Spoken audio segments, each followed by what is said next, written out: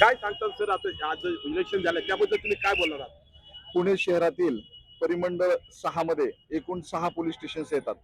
सर्व पोलीस स्टेशनमध्ये अगदी शांततेत मतदान पार पडलेलं आहे.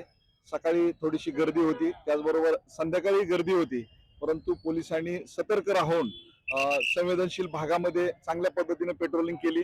त्याचबरोबर प्रत्येक बूथवरती सुद्धा आम्ही भरपूर बंदोबस्त ठेवलेला होता.